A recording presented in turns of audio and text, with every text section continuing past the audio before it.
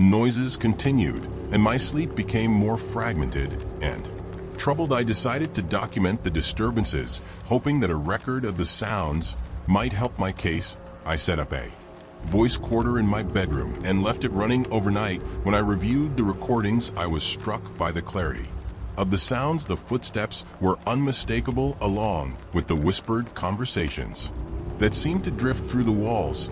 It was both a confirmation of my experiences and a source of deepening dread. I approached the landlord again, presenting the recordings and pleading for him to address the issue. He listened attentively, but remained unconvinced that there was a problem. He suggested that the noises could be attributed to the building's age, or perhaps even to the echoing effects of sound travel and old structures. His dismissive attitude left me feeling frustrated and helpless. As the weeks went on, the disturbances only worsened. The noises grew more intense, with loud thumps and dragging sounds that made it impossible for me to sleep. I began to feel as if I were living in a constant state of paranoia, unable to relax or feel safe in my own home. I would lie awake at night, clutching my blankets, listening to the relentless noises that seemed to be closing in on me. One particularly eerie night, the noises reached a crescendo. It was as if a full-blown commotion was taking place. Next door, the sounds of furniture scraping against the floor, heavy footsteps, and muffled shouting filled the air. I could hear the distinct sound of something being dragged across the floor, and the whispers had turned into urgent, frantic voices, unable to endure the tension any longer. I decided to confront the issue head-on. I went to the landlord's office the next morning, my anxiety reaching its peak. I demanded that he take immediate action to investigate the source of the noises. The landlord, now visibly perturbed by my insistence, agreed to take more serious measures. He arranged for a maintenance worker to enter the vacant unit and inspect it. The worker, armed with a set of keys and a flashlight, ventured into the empty apartment. After an hour of thorough searching, the worker returned with a blank expression, stating that he had found nothing out of the ordinary. The unit was as empty and quiet as it had always been, despite the maintenance workers' report. The noises continued unabated. I began to feel a sense of dread that pervaded every corner of my life. My once peaceful apartment had become a place of anxiety and fear. I found myself avoiding being alone, staying at friends' houses whenever I could, and constantly on edge when I was at home. Eventually, I started to research the history of the building, hoping to find some clue about the origins of the disturbances. I discovered that the apartment complex had been built in the 1920s and had housed various tenants. Over the years, there were rumors of past residents experiencing strange occurrences, but nothing concrete. As I delved deeper, I learned that the building had once been the site of a tragic event of fire that had claimed the lives of several people. The stories I uncovered were chilling, and I couldn't help but wonder if there was a connection between the fire and the noises. I was hearing. The idea that I might be living among the echoes of the past only deepened my sense of unease. The persistent disturbances in my growing fear eventually led me to make the difficult decision to move out of the apartment. I packed my belongings and left, hoping to find a place where I could regain a sense of normalcy and peace. As I closed the door to my old apartment for the last time, I couldn't shake the feeling that I was leaving behind something more than just a space. It was as if I was escaping from the very shadows that had haunted my nights. The new apartment was quiet and calm, a stark contrast to the turmoil I had experienced. I felt a sense of relief as I settled into my new home, but the memories of the disturbances next door lingered. The echoes of footsteps and whispers had left an indelible mark on my psyche, a reminder of the thin boundary between the living and the unknown. The experience had taught me that sometimes the most unsettling disturbances come not from within, but from the echoes of the past that linger just out of reach. Story 14. The day started like any other. I was in the middle of organizing my study, sorting through piles of old paperwork and discarded items, when the doorbell rang. I opened the door to find a wiry person with a large nondescript crate. It was an odd sight. No identifying labels, no company name, and no accompanying paperwork. The crate was plain, made of sturdy wood with metal reinforcements at the corners, and bore a heavy locked lid. "Do you know who this is from?" I asked the delivery person. My curiosity piqued. The delivery person shook his head. "No idea. It was left at our loading dock with no return address. It's marked for you, though." I thanked him and carefully carried the crate inside. The lack of any identifying marks or notes only fueled my curiosity and apprehension. I placed the crate on the living room floor and stared at it, trying to remember if I had ordered anything recently or if I was expecting a package. Nothing came to mind. With a sense of both anticipation and unease, I pried open the crate. The lid creaked as I lifted it, and I was met with a jumble of items that were both familiar and haunting. Inside, I found a collection of personal belongings, old letters, photographs, keepsakes, and other trinkets that I had long forgotten. There were items that I had lost years ago, as well as things that I thought had been discarded. One of the first things I pulled out was an old leather-bound journal. The journal had belonged to me during my teenage years, filled with entries from a time when my life seemed simpler. I flipped through the pages, and the words of my younger self brought back a flood of memories, some pleasant, others bittersweet. The journal had been missing for over a decade, and seeing it again stirred a mix of nostalgia and unease. Next, I found a box of old photographs. There were pictures of my family, friends, and me from various stages of my life. Among them were snapshots of moments I had completely forgotten, like birthday parties, family gatherings, and vacations. Some of the photos had been damaged over time with faded colors and frayed edges, making them all the more poignant. It was as if someone had gone out of their way to collect pieces of my past and present them to me in this eerie fashion. Among the items were also several handwritten letters, notes from friends, family, and even a few romantic letters from past relationships. They were all neatly folded and tied with ribbon, as if they had been preserved for this very moment. Reading through them was both heartwarming and unsettling. It was like being forced to revisit moments I had intentionally left behind, reliving feelings and experiences that I had moved on from. As I continued to sift through the crate, I found a small jewelry box containing a few pieces of jewelry I had lost years ago: a silver locket, a pair of earrings, and an old family heirloom ring. These items were precious to me, and their return was both a relief and a source of anxiety. Why were they here, and who had returned them? There was no note or explanation in the crate, no hint as to who might have sent it or why they had gathered these items. The mystery of the crate grew more unsettling with each item I owned.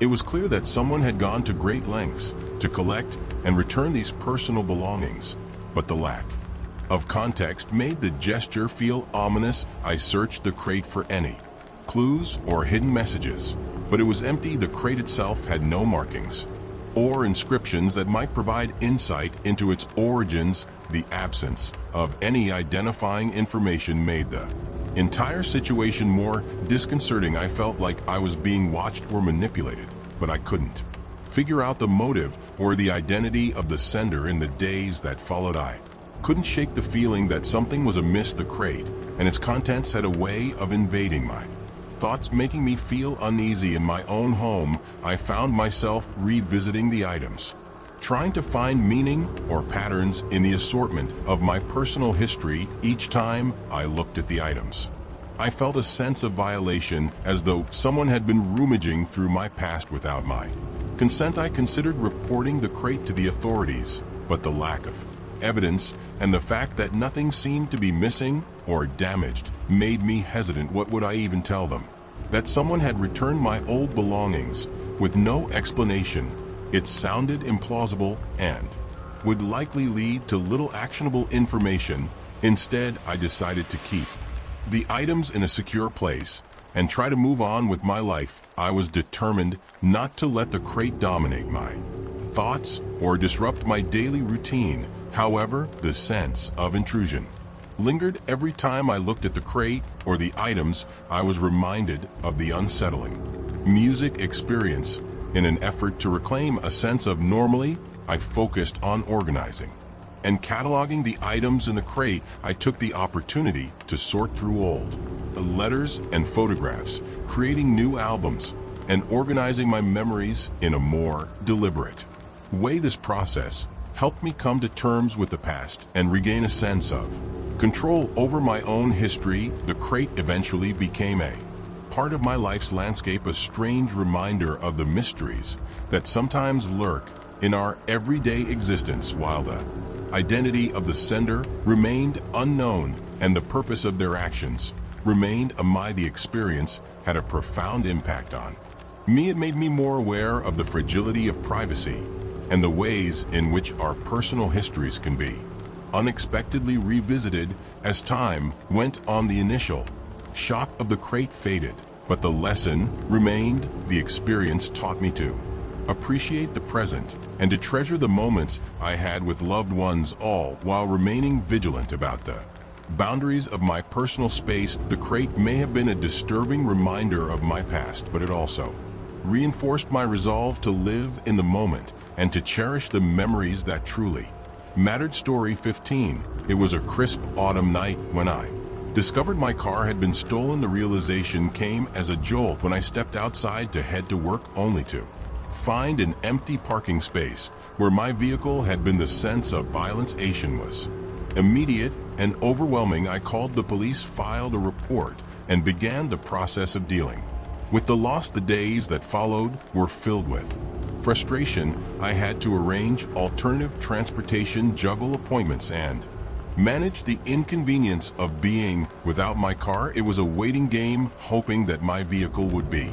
recovered. The police were diligent, but their updates were sparse and promising. Then, just as abruptly as it had vanished, my car was returned. I received a call from the police informing me that my vehicle had been found and they had returned it to the exact spot where I had originally parked it. The news was a relief, but it was tinged with a lingering sense of unease. How could my car have been recovered so perfectly? It was almost too convenient. When I got my car back, I conducted a thorough inspection. To my relief, it was undamaged. There were no signs of forced entry or physical harm. Everything seemed normal except for one small detail: a hidden recording device nestled under the driver's seat. The discovery came as a shock. I had initially overlooked the device during my inspection, but as I sat in the driver's seat and prepared to drive, something caught my eye. It was a small, inconspicuous black box, barely noticeable. I gingerly retrieved it, my heart pounding with a mixture of curiosity and apprehension. It was about the size of a matchbook with a single blinking red light on its surface. I turned the device over in my hands, unsure of what to do. The implications of its presence were chilling. Had someone been listening to my conversations? Had they been tracking my movements? I carefully removed the device and took it inside, my mind racing with questions.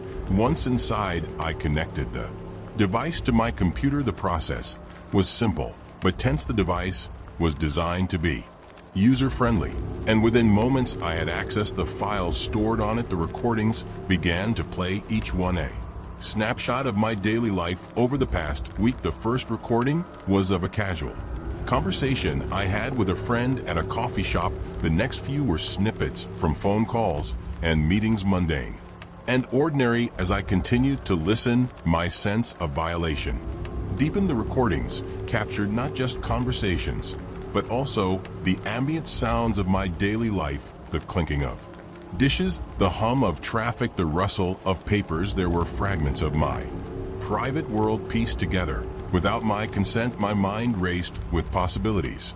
Who could have done this? Why was it a targeted surveillance or a random act of intrusion? I felt an overwhelming sense of paranoia. The idea that someone had been so close, so intimately involved in my life was profoundly unsettling. I immediately contacted the police and reported the discovery of the recording device. They took it for analysis, but their investigation yielded no new leads. The device itself was untraceable, with no identifying marks or connections to a known entity. They advised me to remain cautious and increase my personal security measures, but their guidance felt insufficient. In the following days, I became increasingly paranoid. I scrutinized every unfamiliar face, every odd occurrence. I began to question the intentions of those around me, convinced that I was being watched or followed. The recording had left me with a sense of vulnerability that I couldn't shake. I installed additional security cameras around my home and car. I began to vary my routines, taking different routes to work and avoiding predictable patterns. I also became hypervigilant about my surroundings, trying to identify any potential threats. Despite these efforts, the fear of being constantly observed lingered. The invasion of privacy had left me feeling isolated and on edge. I struggled to trust others, even those close to me. The recordings had revealed too much, and the knowledge that someone had been monitoring me was a heavy burden. I found myself questioning my own sanity, at times wondering if my heightened paranoia was a result of the intrusion, or if there was a genuine threat I was failing to recognize. In an effort to regain a sense of control, I sought some support from a therapist. The sessions helped me process the emotional impact of the incident and provided strategies for managing anxiety and paranoia. Through therapy, I learned to differentiate between rational fears and irrational ones, and I worked on rebuilding my sense of security. Months passed, and while the immediate fear began to wane, the incident remained a haunting reminder of the fragility of privacy. The recording device and its implications had profoundly affected my life. I had taken steps to protect myself, but the psychological scars of the experience persisted. I never learned who was behind the surveillance or why they targeted me. The case remained unsolved, and the recordings were never used against me, but the sense of violation and the paranoia that followed left an indelible mark on my life. The incident served as a stark reminder of the invasive potential of modern technology and the importance of safeguarding one's privacy in an increasingly connected world. In the end, I learned to live with a lingering unease, accepting it as a part of my experience. I remained vigilant and cautious, but I also worked on finding a balance between security and normally. The incident had reshaped my perspective on privacy and personal safety, leaving me more aware of the hidden threats that can lurk in the shadows of our everyday lives. Story 16. It was supposed to be a relaxing getaway, just a week-long break from the stress of daily life, when I found a charming rental property online. It seemed perfect, a secluded cottage nestled in the woods away from the hustle and bustle of the city. The reviews were glowing, and the photos promised a serene retreat. I booked it immediately, eager for a change of scenery and a chance to unwind. Upon arrival, the cottage lived up to its promise. It was quaint and cozy, with a crackling fireplace and picturesque views of the surrounding forest. The living room was spacious and inviting, adorned with antique furniture and old-fashioned charm. I spent my days exploring the nearby trails and my evenings curled up with a good book in front of the fire. It was idyllic until the discovery that shattered the illusion of tranquility. One afternoon, while dusting off some shelves in the living room, I noticed a faint glint behind the smoke detector on the ceiling. Curiosity got the better of me, and I decided to investigate. With a stepladder and a screwdriver, I carefully removed the smoke detector. To my shock, I found a small, concealed camera embedded within the device. The camera was wired and connected to a thin cable that disappeared into the wall. My heart raced as I followed the CA's path. It led to a closet in the hallway, which I hadn't noticed before. Inside, I found a recording device neatly tucked away behind a stack of old blankets. The sight of the hidden camera and its recording equipment made my stomach churn. The realization that I had been secretly filmed, potentially in every moment of my stay, left me feeling violated and deeply Unsettled, I took pictures of the camera and the recording device is evidence, my hands trembling with a mixture of fear and anger. I immediately contacted the property owner, hoping for an explanation. I dialed the number listed on the rental agreement, and when the landlord answered, I tried to keep my voice calm. I've just discovered a hidden camera in the smoke detector and a recording device in the closet. I said, "Can you explain what's going on?" The landlord's response was a mix of denial and defensiveness. "I don't know anything about that," he said, his voice sounding strained. "It must be some sort of misunderstanding. I'll come over right away to check it." When he arrived, he appeared visibly flustered. He inspected the camera and the recording device with a forced calmness. "I assure you this isn't supposed to be here," he said, though his words did little to ease my anxiety. "I'll have this sorted out immediately." Despite his assurances, the sense of safety I had hoped for was shattered. I couldn't shake the feeling that someone had been watching me, invading my privacy in a place I had trusted. I couldn't continue staying in the cottage, so I decided to leave early, feeling a growing sense of urgency to escape the unsettling situation. Before leaving, I made sure to secure all my belongings and lock up the cottage. I left the hidden camera and recording device where I had found them, hoping that the landlord would follow through on his promise to address the issue. I took one last look around the cottage, my mind racing with questions and fears. What had motivated someone to install such invasive equipment? Was this a one-time occur, or was there a larger pattern at play? As I drove away from the cottage, I couldn't help but replay the events in my mind. The more I thought about it, the more I felt a deep sense of violation. The thought of being watched in my most private moments was profoundly disturbing.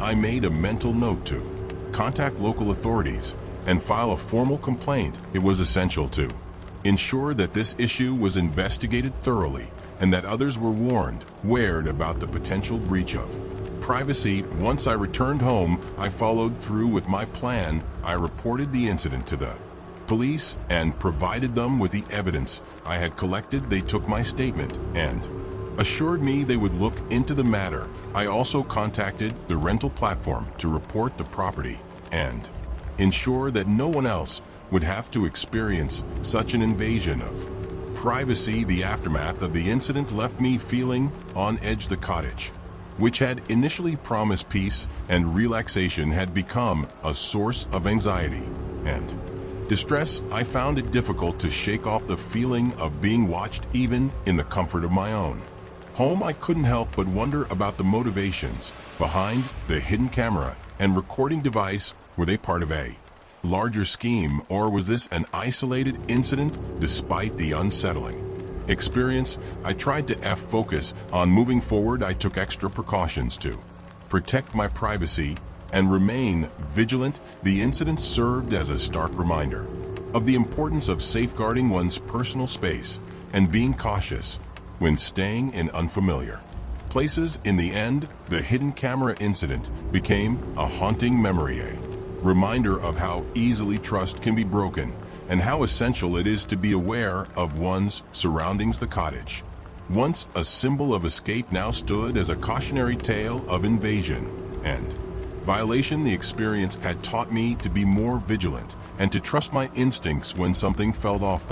The memory of that hidden camera would linger, a constant reminder of the importance of privacy and the need to protect oneself from unseen threats. Story 17. It began subtly, with innocuous messages appearing in my social media inbox. At first, they seemed like harmless spam or automated messages. They were from an anonymous account, and the content was generic comments on my recent posts, questions about my day. I barely paid them any mind, assuming they were just the usual online noise. But then the messages took a more personal turn. The first one that caught my attention was a comment about a dinner I'd had with a friend, at dinner I hadn't mentioned on social media.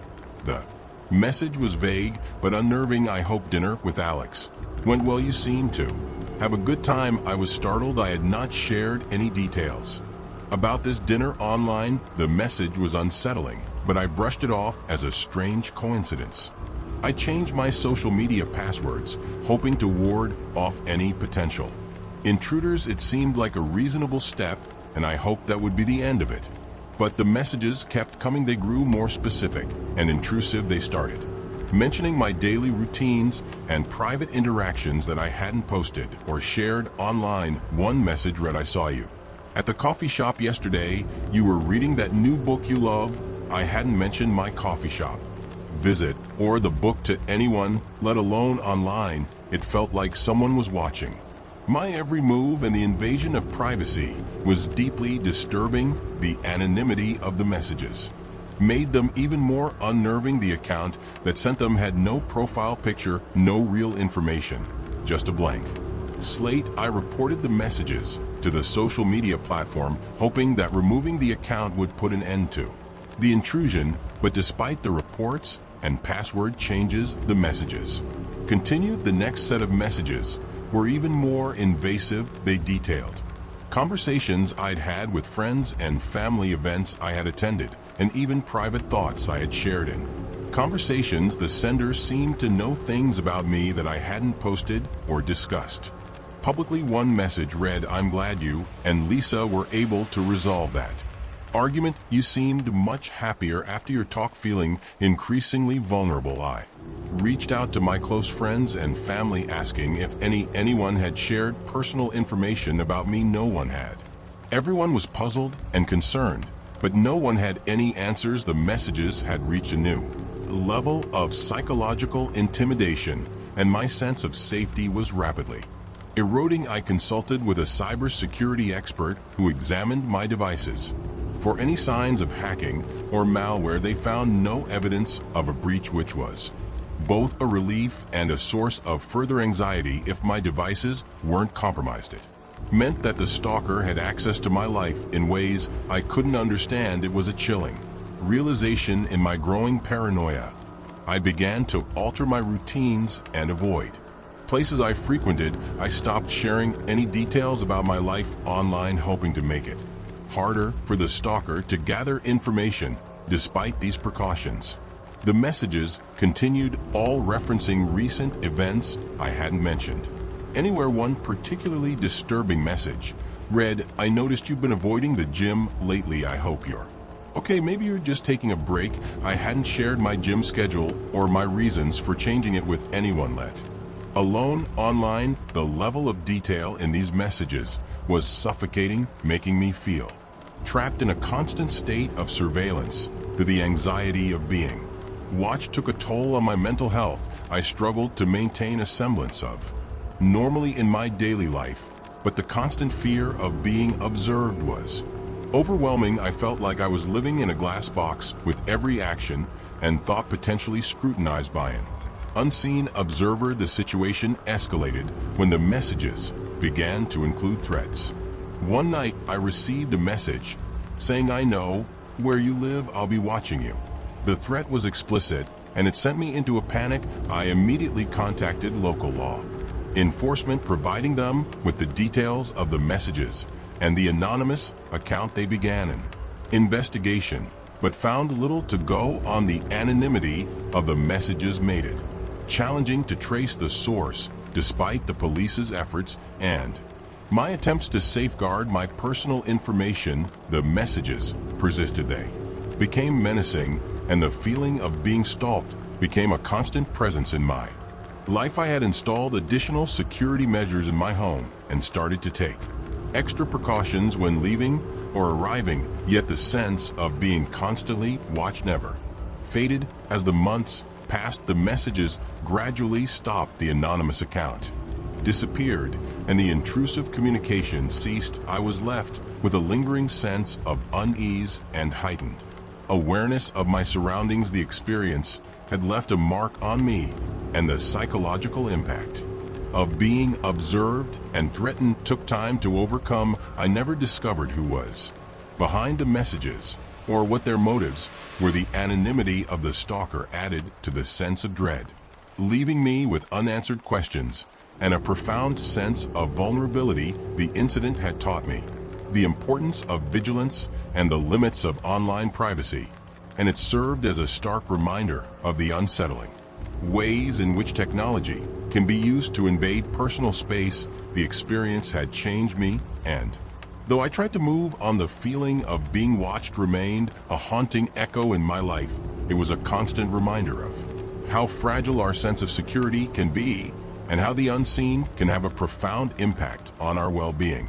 Story 18. It was a crisp bottom morning when I discovered the first letter in my mailbox. It was an unremarkable envelope, yellowed with age, and addressed to someone named John Doe. I didn't think much of it at first. After all, mail often ended up in the wrong box by mistake. However, when I noticed that the letter had been placed in my mailbox without any postage or return address, my curiosity was piqued. I opened the envelope and pulled out a single sheet of paper. The letter was written in neat block letters. As I began to read, a chill ran down my spine. The letter contained a detailed description of my previous day's activities, my morning jog through the park, the coffee shop I visited, and even the brief conversation I had with the barista. The letter concluded with a sentence that left me feeling unsettled. I hope you enjoyed your day. My initial reaction was confusion. How could someone know so much about my day?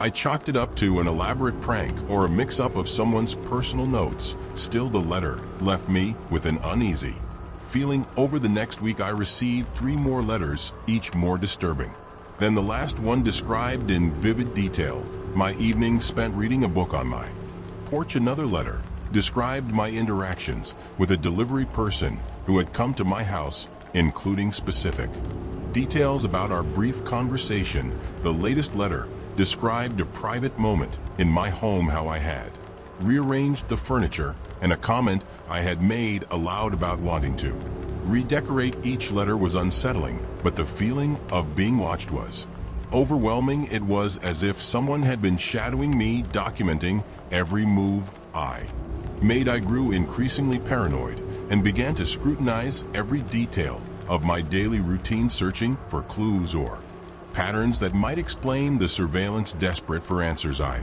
contacted the Postal Service. I explained the situation and showed them the letters. Their response was a mix of concern and confusion. They checked their records and assured me that there was no information about who might have sent the letters. They were unable to trace any origins, given the absence of postage and return addresses. The lack of concrete answers left me feeling more vulnerable and anxious. With no resolution from the Postal Service, I decided to take further action.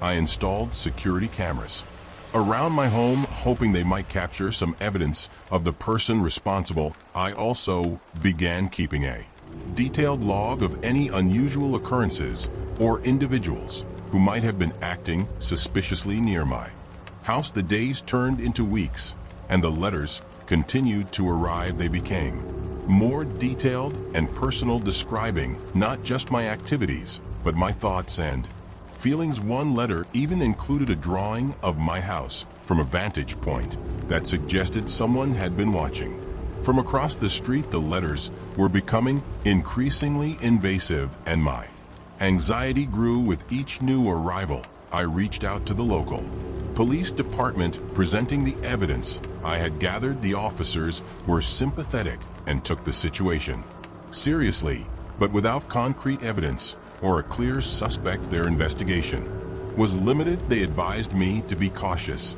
and to continue documenting any suspicious activity. Despite their efforts, the police were unable to find any leads. The feeling of being observed persisted, and the letters continued to arrive.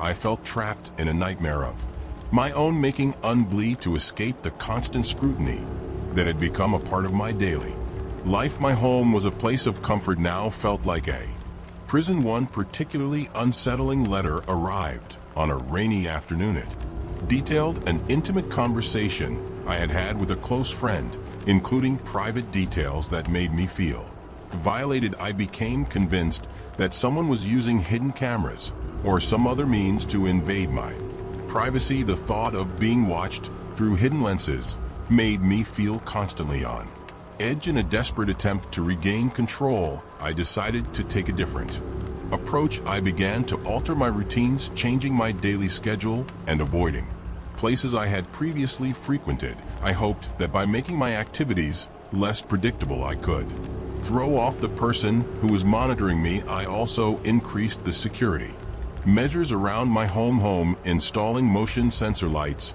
and reinforcing my door locks. Despite my efforts, the letters continued to arrive, and the sense of being watched never fully dissipated. I began to question my own sanity, wondering if I was overreacting or if there was a legitimate threat. The psychological toll of the situation was immense, and I found it increasingly difficult to relax or feel safe in my own home. Eventually, the letters stopped arriving. The sudden silence was both a relief and a new source of anxiety.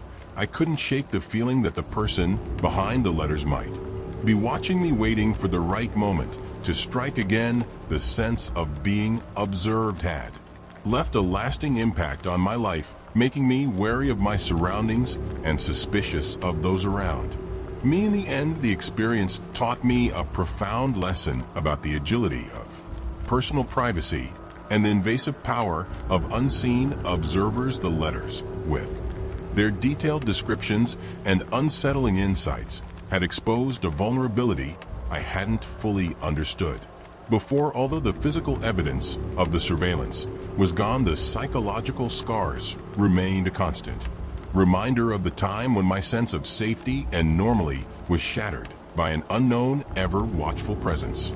Story 19. It was one of those quiet, still nights when the world seemed to slow down, and the only sounds were the hum of my car and the occasional rustle of leaves in the wind. I had been out visiting friends and was heading home. Well past midnight, the road was deserted, the street lights casting long, eerie shadows on the asphalt. I enjoyed the solitude of late-night drives. It was a time for reflection, a chance to clear my mind after a long day. As I drove through the winding country roads leading to my house, I noticed a pair of headlights in my rearview mirror. At first, I dismissed it as just another car on the road, but as the miles passed and the headlights remained fixed behind me, I started to feel uneasy. I checked the rearview mirror again, and there was the same set of headlights keeping a steady distance from me, neither gaining nor falling behind. I tried to shake off the growing sense of discomfort. I accelerated slightly, hoping to put some distance between me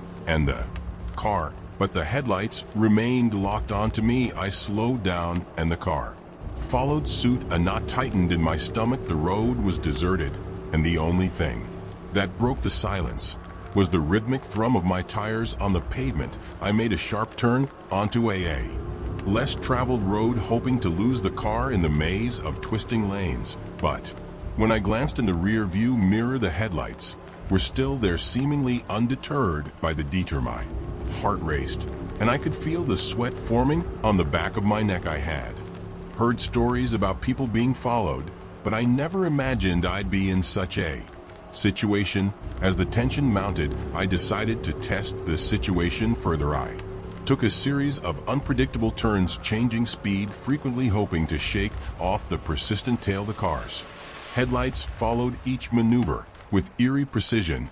It was as if the car had a will of its own, a relentless determination to keep its distance but never fall out of sight. The feeling of being pursued grew more intense with each passing minute. My mind raced with possibilities. Was this someone playing a cruel game, or was there a more sinister reason behind the persistent headlights? The isolation of the road only heightened my sense of vulnerability. There were no houses, no street lights, and no signs of civilization.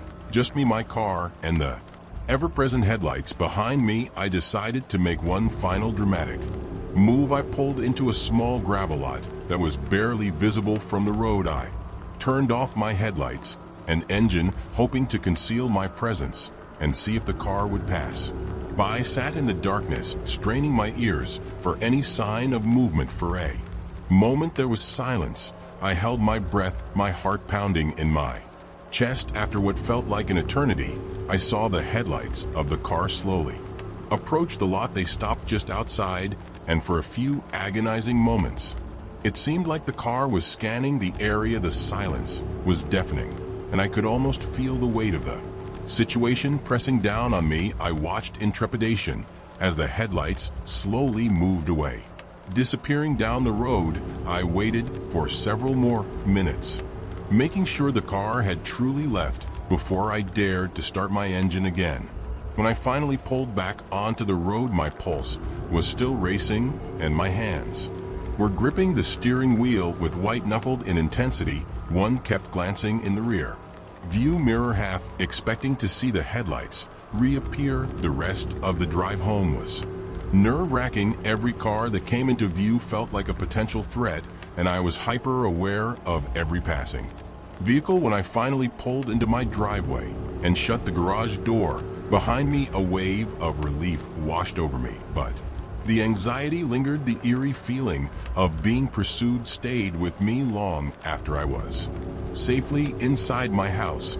In the following days, I remained weary whenever I drove. Every set of headlights in my rear view mirror made my heart skip a beat. I found myself avoiding late-night drives, opting for safer, more populated routes whenever possible. The sense of being watched or followed had left a lasting impact on me. I reported the incident to the local police, but without concrete evidence or a description of the vehicle, there was little they could do. They advised me to stay alert and to report any further suspicious activity, but their reassurances did little to ease my anxiety. The experience had taught me a harsh lesson about vulnerability and the unsettling reality of being followed. I had always taken the safety of my nighttime drives for granted, but now I knew how quickly things could take a turn for the worse. The headlights in my rearview mirror had become a haunting reminder of the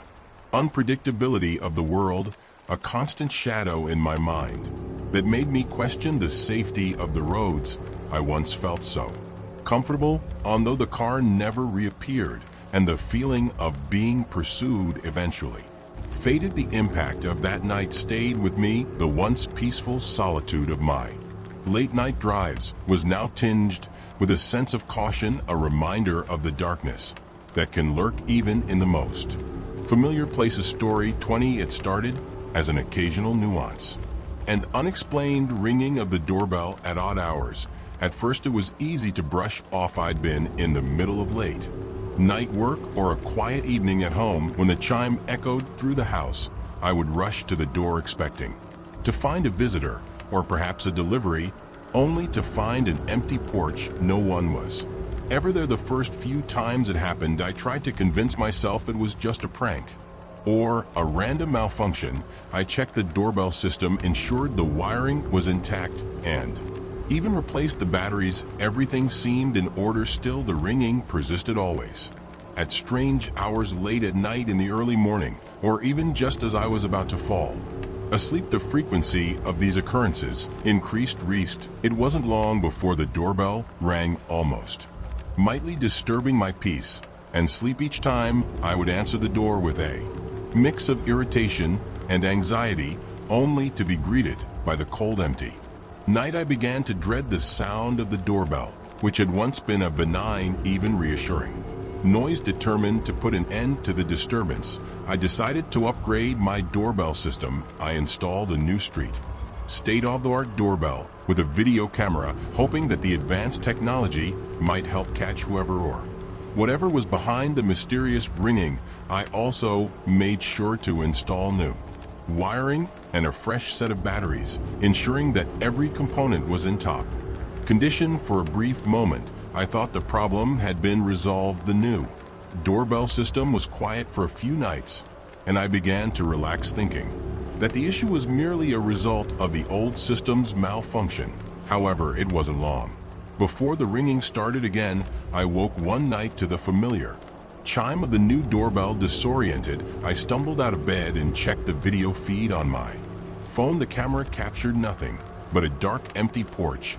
There were no figures, no signs of movement, just the stillness of the night. I checked the time stamps, noting that the ringing had occurred exactly at 2:37 a.m., just as it had with the old system as the nights went on. The unexplained ringing became a nightly occurrence. Each time I checked the video feed, I saw the same empty porch. The sound of the doorbell ringing without any apparent cause began to weigh heavily on my mind. The sense of being disturbed without reason was unsettling, and my once comfortable home now felt like a source of anxiety. The situation became increasingly frustrating. I started to consider various explanations. Perhaps a neighbor was playing a prank, or there was an issue with the new system that I hadn't yet identified. I contacted the doorbell manufacturer for support, but their technicians found nothing wrong with the system. They ran diagnostic tests and even replaced some components, but the problem persisted as the weeks went by. The constant ringing took a toll on my mental well-being. I found myself becoming more anxious and irritable, unable to enjoy the peace of my own home. The nightly disturbances disrupted my sleep, leaving me exhausted and on edge. The doorbell, once a simple convenience, had become a symbol of intrusion and unease. One particularly unsettling night, I was awoken by the doorbell ringing repeatedly. The persistent sound shattered the stillness of the house, and I knew something was different. This time I checked the video feed and saw a brief glimpse of a shadow moving across the porch, but it was too fleeting to make out any details. My heart raced as I replayed the footage, hoping for more clarity, but the shadow remained elusive. In my desperation, I decided to install additional security measures. I placed motion-activated lights around the porch and added cameras to other areas of the house, hoping that these new measures might catch something the doorbell system had missed. I also set up an alarm system, programming it to alert me if anyone approached the door. Despite these efforts, the ringing continued. It was as if whatever was causing the disturbances had adapted to my attempts to catch it. The sense of being monitored and disturbed without cause grew stronger, and the situation began to consume my thoughts. I felt as though I was living in a perpetual state of vigilance, unable to escape the constant unease. One night, as I sat in the living room reviewing the footage from my new security cameras, I noticed something strange.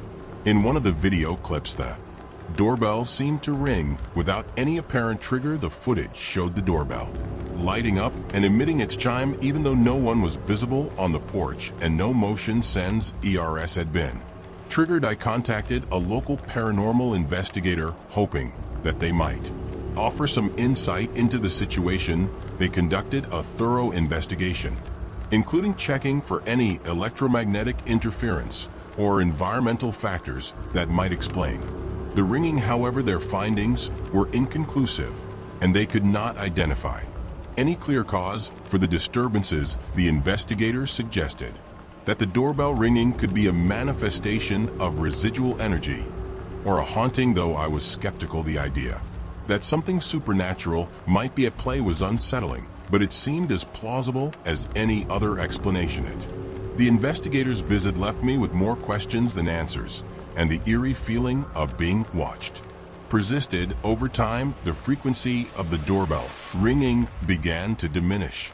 Though it never entirely stopped, the nights remained unpredictable, and the unsettling sense of disturbance lingered. My home had been invaded by an invisible presence, and the feeling of being constantly watched had become a part of my daily life. Despite the passing of time, the doorbell ringing remained a haunting reminder of the invasion of privacy and the unsettling nature of being disturbed without cause. The once simple chime of the doorbell had become a symbol of Orion, a constant reminder of the unexplained and the unsettling.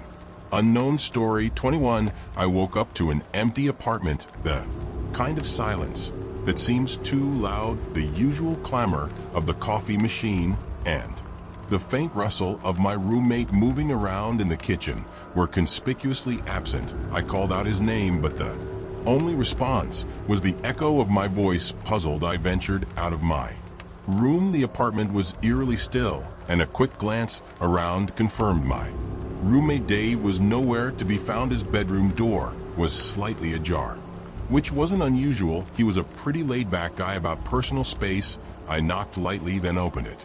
Fully, the room was immaculate, but something fell off. I turned back to the kitchen where I noticed that Dave's belongings were gone. His favorite mug, the one with the coffee stains, and the worn handle was nowhere to be found. His laptop, which he always left on the kitchen counter, was gone. I shrugged it off as perhaps he'd gone out for an early appointment or something. As I began making coffee, something caught my eye, and no pinned to the fridge. It was scribbled in a hurried scrawl, "Trust is a fragile thing." I stared at the note, my heart beginning to race. Dave had never left cryptic messages before. I brushed it off as a prank, or maybe a piece of misplaced paper, yet an uneasy feeling settled in my stomach. The apartment's living room was next on my checklist as I walked, and I noticed another strange thing. The cushions on the couch had been rearranged meticulously. Underneath one of them was another note, this one folded neatly, "Always watching, always waiting." Now my unease was turning into something more serious. I decided to investigate further. Starting with the small study area, Dave had I rifled through his desk drawers, trying to find anything that could explain his sudden disappearance. Instead, I found a stack of photographs, a collection of candid shots of me taken from various angles, some with me in public places and others inside our apartment. Each photograph was labeled with a date and time, showing he had been documenting my every move. I felt my pulse quicken. Was Dave involved in something dangerous? I picked up my phone to call him, but stopped midway, noticing a third note on the desk, "Some things are better left unknown." My hands trembled as I tried to make sense of everything.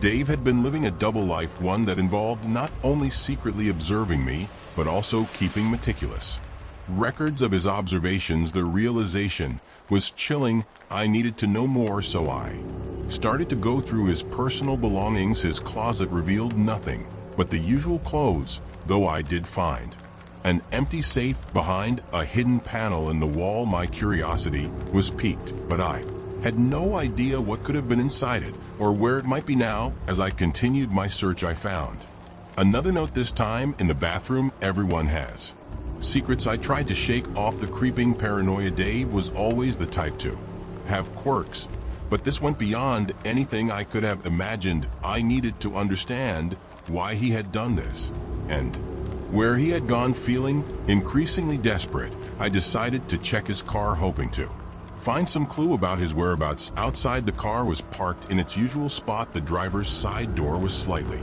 ajar, and inside I discovered a final note on the dashboard. "You turned to uncover the truth." With the final note in hand, I felt a mix of fear and determination. I couldn't stay in the apartment any longer. I needed to find out where Dave had gone and what his intentions were. I decided to visit places I knew he frequented, hoping to piece together his whereabouts. I started with his workplace, a small firm not far from our apartment. At the office, I asked his colleagues if they had seen him recently. They looked puzzled and informed me that Dave had taken an unplanned leave without any prior notice. His supervisor was concerned, but didn't have any further information. I left the office feeling more confused, but determined to continue my search. I spent the rest of the day tracking down every lead, checking local spots Dave used to visit, and even reaching out to friends of his who were just as perplexed as I was. With each passing hour, the weight of the situation grew heavier. By evening, I had exhausted most of my options and felt a growing sense of dread returning to the apartment. I made a decision. I couldn't stay there alone with the knowledge that Dave had been stalking me. I called the police to report him missing and to share my concerns about his behavior and the disturbing notes I had found. The next few days were a whirlwind. The police conducted their investigation, and the apartment was thoroughly examined. They found no further evidence of wrongdoing, but my statements about the notes and photographs were taken seriously. Dave's sudden disappearance remained a mystery with no clear answers. Emerging as days turned into weeks, the unsettling feeling of being watched never quite left me. The notes Dave had left became a constant reminder of the violation of trust and privacy I had endured, I tried to return to my routine. But the memories lingered, casting a long shadow over my daily life. Eventually, the police concluded their investigation without finding Dave or any concrete clues. Life slowly resumed its normal pace, though the impact of Dave's double life remained an unsettling chapter in my story. The apartment was never quite the same, and I was left grappling with the echoes of a past that had revealed more than I had ever expected. Story 22. When my neighbor vanished without a trace, I was initially concerned, but not overly alarmed. It wasn't until weeks later, when the absence of activity from his apartment became unnervingly conspicuous, that I began to worry. It was unlike Robert to disappear without a word, and the police's casual dismissal of his disappearance as a possible voluntary absence did little to reassure me. I had known Robert for years, his quirky habits, his unfailingly polite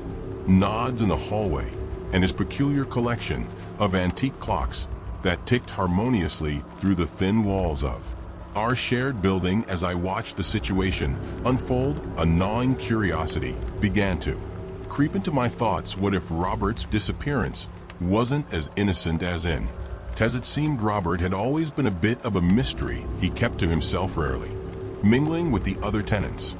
But when he did, it was with an air of gentility that made him likable despite his reticence. The building's management had a standard procedure for such absences: a few notices, some phone calls, and then a decision to change the locks if necessary. But Robert's apartment remained untouched, and the stillness that filled the air was heavy with unspoken questions. My own curiosity turned into an obsession. I began to investigate Robert's life more deeply, though I approached it with caution, careful not to alert anyone to my activities. I started by exploring his apartment building, an old but charming structure with a tangled history. Robert had always seemed like the kind of person who lived in the past, and perhaps that was why he had chosen this building. It felt as if he had chosen it for its nostalgic allure and aura of days gone by. I visited his apartment using the excuse of wanting to leave a note for him about his missed rent payments. The apartment was eerily silent. When I opened the door with the spare key the management had given me, inside everything was meticulously arranged: furniture covered in dust sheets, antique clocks still ticking away, and books neatly shelved as if waiting for someone to pick them up. What struck me most was a desk in the corner cluttered with a stack of letters, old newspapers, and a few photographs. I hesitated for a moment before sifting through the pile, hoping for some clue about Robert's disappearance. As I flipped through the documents, something peculiar caught my eye. There was a letter, yellowed with age, with my name on it, addressed to me in Robert's elegant script. My heart raced as I carefully unfolded the letter. It read: "Dear neighbor, if you are reading this, it means I have not been able to deliver this message in person. There are things you should know, things that you might not want to know. You see, I have been following a trail that leads to you. It may seem strange, but there are shadows in your past that you might not be aware of. I've learned things about you that are disturbing. You have always been curious, but sometimes curiosity leads to uncovering truths best left hidden. If you find this letter, tread carefully. The search for answers might reveal more than you expect. Regards, Robert." My hands trembled as I finished reading. What could Robert have discovered about me that warranted such a cryptic message? The idea that he might have known something sinister about my life was both chilling and baffling. I had led a rather ordinary existence: an office job, a modest apartment, and a quiet routine. What shadows could possibly lurk in my past that would compel Robert to leave such a foreboding note? Determined to uncover the truth, I delved into my own history, something I had never given much thought to. I began by revisiting old documents, photographs, and even reaching out to old acquaintances. Nothing seemed to miss at first glance, but the more I dug, the more I unearthed oddities. There were gaps in my past, people who had vanished from my life without explanation, and incidents I couldn't quite remember clearly. One particular memory that stood Out was a time I had moved to a new city years ago. I had left behind a group of friends, and there were a few who had seemed particularly interested in my departure. Could they have been connected? To Robert's discovery, I began to track down these old friends, but each time I encountered silence or vague responses, it was as if they were deliberately avoiding any discussion about those. Years, as weeks turned into months, my obsession with the case grew. I revisited Robert's apartment several times, each visit revealing more of his peculiar world, his meticulously organized collection of artifacts, his diary filled with cryptic notes, and his obsessive research about the occult and secret societies. It was clear that Robert had been investigating something far beyond the ordinary, but how it related to me was still a mystery. One evening, while I was examining the diary, I noticed a pattern in Robert's notes, a connection between his research and a series of unsolved disappearances. The dates and locations aligned with my own life in unsettling ways. It seemed Robert had been piecing together a puzzle that involved not only his own investigation, but also something deeply entwined with my existence. As the days passed, I realized that my search for answers was leading me to a point of no return. The deeper I dug, the more I felt like I was being watched, shadowed by unseen eyes. The sinister feeling that had accompanied Robert's disappearance now loomed over my own life, and the once curious investigation had become a harrowing journey into the unknown. My own disappearance began to seem like a real possibility. In chasing Robert's shadows, I had uncovered a darkness that seemed intent on consuming me. I was left with a choice: to continue unraveling the tangled threads of Robert's investigation, or to retreat from the abyss I had stumbled into. The truth was, some mysteries were never meant to be solved. Some secrets were best left buried, hidden in the silence of vanished lives. Story 23. I came home to an unsettling sight that would forever alter my perception of safety. The front door, usually a steadfast guardian of my private life, stood ajar. My heart raced as I pushed it open. The familiar creak of the hinges sounding more ominous than ever before. The scent of stale air hit me like a wall, mingling with the faint metallic tang of fear. The house, my sanctuary, had been invaded. Every drawer, every cabinet, and every surface had been rifled through. Papers were scattered, cushions tossed aside, and personal belongings strewn across the floor. The once orderly space was now a chaotic reflection of the violation that had transpired. My mind struggled to process the scene before me, and the weight of reality slowly began to settle. In the initial panic gave way to a numb disbelief as I stepped further into the disarray. It wasn't just the physical mess that was disturbing, it was the pervasive sense that something profoundly personal had been taken from me. And then it hit me: my identity had been stolen. I had been completely and utterly breached. The realization came crashing down like a tidal wave. I fumbled for my phone and quickly dialed my bank, hoping against hope that was all a misunderstanding. The automated response was cold and impersonal, directing me through a labyrinth of options until I finally reached a representative. Hello, my name is Alex Carter. I think my identity has been stolen. My front door was left open, and now my house is in disarray.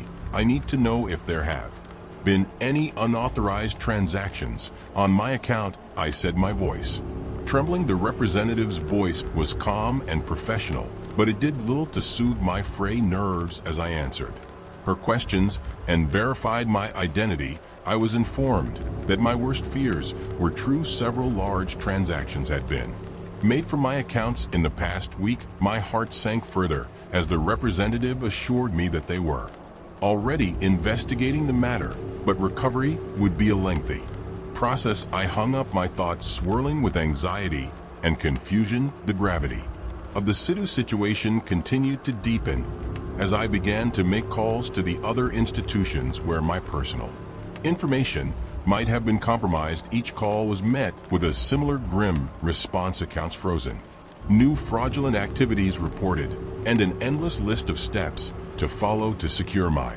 identity. The weeks that followed were a blur of legal battles and bureaucratic red tape. I spent countless hours on the phone with banks, credit bureaus, and law enforcement agencies. My life had become a series of transactions and paperwork, each more daunting than the last. The feeling of being violated was omnipresent, a constant reminder of the breach of my most intimate details. Every day, I would receive a new alert about a suspicious activity or a new account opened in my name. It was as if someone had taken over my entire existence, making decisions and living a life that I should have been living. It was maddening to realize that my identity had been manipulated to such an extent. I would receive calls from creditors demanding payment for debts I had never incurred, and I found myself caught in a nightmarish loop of proving my innocence and trying to reclaim what was rightfully mine. Through it all, there was an eerie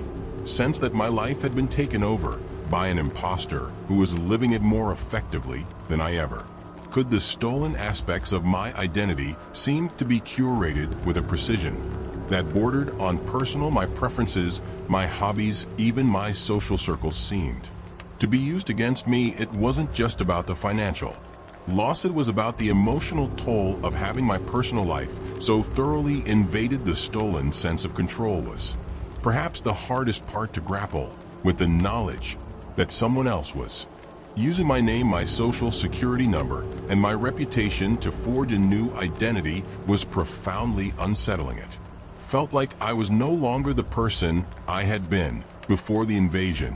As the months dragged on, I began to piece my life back together. I had to adopt new security measures, change passwords, and monitor my financial accounts with a vigilance that bordered on paranoia.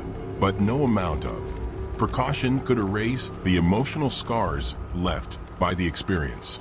In the end, the process of recovery was more than just about reclaiming my identity. It was about reclaiming my peace of mind. The thief had taken more than just my personal information. They had taken a piece of my sense of security and trust. Slowly, as I rebuilt and redefined my boundaries, I began to find solace in the small victories, restoring my credit, receiving apologies from institutions, and finding some semblance of normalcy in my day-to-day life. Yet the memory of that day when I walked into my house and discovered the violation remains a haunting reminder. It's a reminder that the boundaries of privacy are fragile and that someone somewhere had lived my life with a precision and intimacy that left me feeling like a stranger in my own existence. Story 24. It began on an unremarkable Tuesday. The sun had barely risen, and I was groggy, reaching for my phone when I noticed a missed call from an unknown number. No voicemail was left, which only piqued my curiosity. I shrugged it off, thinking it was likely a wrong number or some kind of telemarketer. Life went on. The next day, the same number called again. This time, I answered, hoping to clear up whatever mistake had been made. The line was silent, an unnerving void that stretched for a few seconds. Before I hung up, I felt a shiver run down my spine, but dismissed it as paranoia. I told myself it was probably just a malfunctioning phone or a prankster who had lost interest. As the days passed, the calls became more frequent, coming at odd hours. I noticed a pattern. Whenever the caller did speak, it was always at inconvenient times, like during an important meeting or while I was deep in a project. The intrusion was subtle yet unsettling. I grew increasingly apprehensive, and my once peaceful routine was disrupted by the anticipation of the next call. Then one evening, as I was preparing dinner, the phone rang again. I almost didn't pick up, but curiosity got the better of me. When I answered, a voice calm and detached began to recite details about my day. I see you're cooking pasta tonight. Remember to stir it occasionally, or it might stick to the bottom. I froze, holding the phone tightly, my mind racing. How did this person know what I was cooking? My hands trembled as I ended the call and stared at my kitchen counter, my pasta forgotten. I tried to rationalize it. Maybe someone had overheard me talking to a friend about dinner plans, but the voice had been too Specific too accurate. The next day the caller was back, and this time they had a new piece of information. I noticed you had a long day at work. The client meeting must have been exhausting. Don't forget to relax tonight. Maybe watch that movie you've been talking about. But the familiarity in their words was chilling. I had indeed had a rough day, and had mentioned to a coworker in passing that I planned to watch a movie. The caller knowledge seemed to be inching closer to an invasion of my personal life. I began to worry about my safety. I tried to trace the number, but it led to a dead end, and my calls to my phone provider yielded no useful information. My anxiety escalated as the calls continued, each one more invasive than the last. The caller began to recount specific details. I see you're meeting friends for coffee tomorrow morning. Don't forget to ask about Jamie's new job. It was as though they were shadowing me, taking notes on every aspect of my life. I felt as if I were living in a nightmare where my every move was being monitored. I decided to take action. I spoke with the police, but they needed more substantial evidence to take any steps. I installed security cameras around my apartment and became hyper vigilant about my surroundings. I even started documenting each call meticulously, hoping that any pattern might reveal something useful. Days turned into weeks, and the calls persisted. My sense of security was eroding, and I started feeling paranoid. I even began changing my daily routines, but it seemed that no matter what I did, the CER was always one step ahead. The relentless nature of the intrusion began to take its toll on my mental health. I felt trapped in my own life, unable to escape the constant surveillance. One night, after receiving another call during dinner, I finally snapped. I answered, my voice shaky but determined. Who are you? How do you know so much about me? The voice on the other end was eerily calm. I've been following you because I care about you. You need to understand that. The statement was as confusing as it was terrifying. I demanded to know why, but the caller simply hung up. I was left in a state of fear and confusion, questioning the caller's intentions and my own sanity. Desperate for help, I reached out to a private investigator. I shared everything I had: call logs, recordings, and security footage. The investigator assured me they would do their best, but warned that it could take time. The feeling of helplessness was overwhelming, but there was a glimmer of hope in having someone dedicated to finding answers. Weeks turned into months, and the calls grew less frequent. The private investigator discovered that the number was linked to a tech-savvy individual who had used advanced methods to gather information about me. While the exact motivations remained unclear, it was apparent that the caller had an unhealthy obsession rather than any intent to harm. Armed with the investigation closing in, the calls eventually ceased. I slowly began to reclaim my life, but the experience had left an indelible mark. I was more cautious and aware of my surroundings, and the sense of being watched lingered in the back of my mind. In the end, the ordeal taught me a harsh lesson about privacy and the lengths to which some people might go. It took time to regain a sense of normal, but the experience had changed me forever. The calls had ended, but their impact remained, a haunting reminder of the thin line between our personal lives and the encroaching shadows of those who lurk just beyond our perception. Story 25. The attic was always a place of mystery and discovery. Dusty trunks and old boxes were stacked haphazardly, filled with relics from a bygone era. I was sorting through them one rainy afternoon, driven by an impulse to declutter and find something interesting. Among the forgotten artifacts, a small leather-bound diary caught my eye. It was weathered and worn, the gold embossed initials barely legible. Curiosity piqued. I wiped off the dust and carefully opened it. The diary was filled with neat, flowing handwriting, the ink having faded to a soft sepia tone. Each entry was dated, chronicling what seemed to be the life of a man from a time long before my own. His observations were insightful, his prose reflective. The entries ranged from mundane daily occurrences to profound musings on life and love. I was enthralled as I read through the pages slowly piecing together the life of this mysterious diarist. His name was Henry Lawson, and his entry spanned several decades. He wrote about his work as a carpenter, his love for his family, and his dreams of traveling. His words painted a vivid picture of a man living in the early 20th century, a time so different from my own. As I reached the last entry, I expected to find a conclusion that matched the tone of the diary, perhaps a farewell or a reflection on a life well lived. Instead, I found something more unsettling. The final entry was dated just a few days before his death. It detailed an event I had experienced recently. In fact, it was an event so specific that it couldn't have been a coincidence. Henry wrote about an afternoon spent in a quaint little cafe in the city. He described the same cafe I had visited only a few weeks ago. The details were uncanny: the blue ceramic teapot, the red and white checkered tablecloth, the way the sunlight filtered through the window.